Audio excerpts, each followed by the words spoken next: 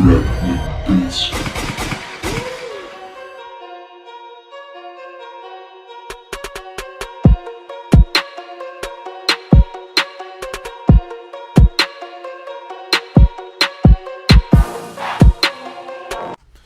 guys, what is going on? Anthony here with Pistons Talk. In today's video, we're going to be doing a mock draft reaction from NBC Sports. This was only posted about 2 days ago on their website, so it is fairly new. If you guys want to check out the full first round, I will leave a link down in the description below, and you guys can go check that out. But we're just going to be doing the lottery in today's video.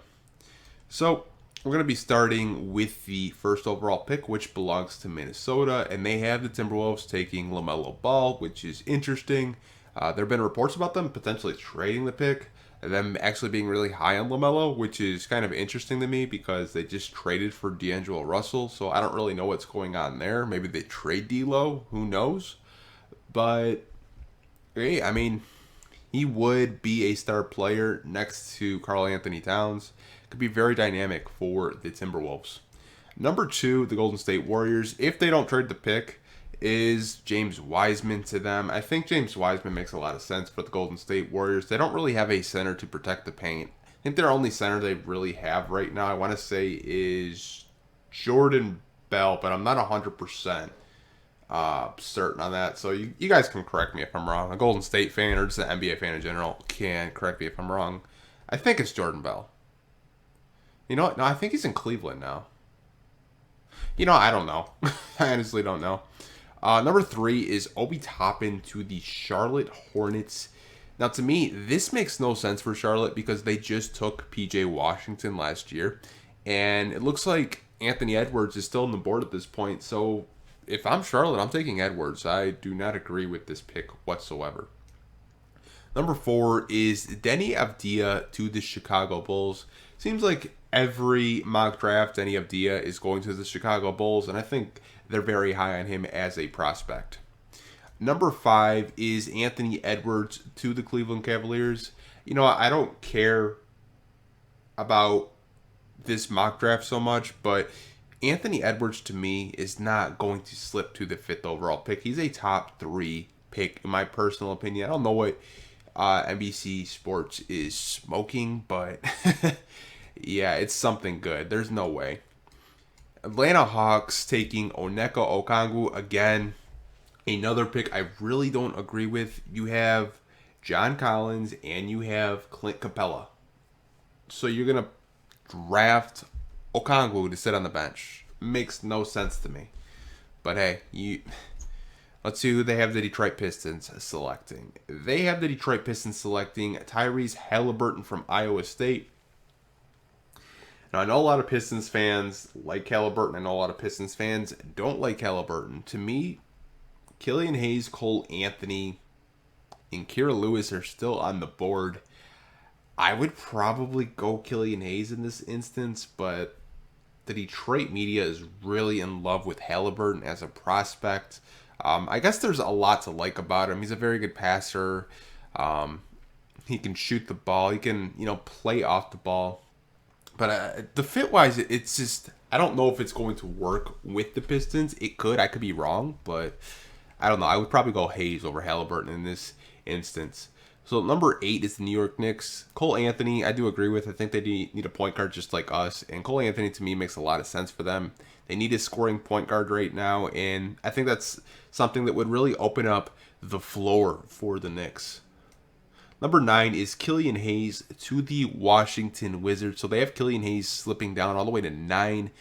And you may be thinking, why would Washington do this? Well, they have John Wall, and they don't really know what's going to happen. He could get injured again. This could be a very good insurance policy for the Washington Wizards. Number 10 is the Phoenix Suns, and they're taking Isaac Okoro out of Auburn. Now, to me, I think Phoenix is probably going to take a wing in this instance. I'm surprised it's not them, Vassell or Aaron Naismith. Nothing against Okoro. Offensively, he's just not there yet. Defensively, he will make an impact. I don't really know if Phoenix keeps this pick either. There have been reports of them potentially trading the pick, but I guess they're just going to go best player available in this instance.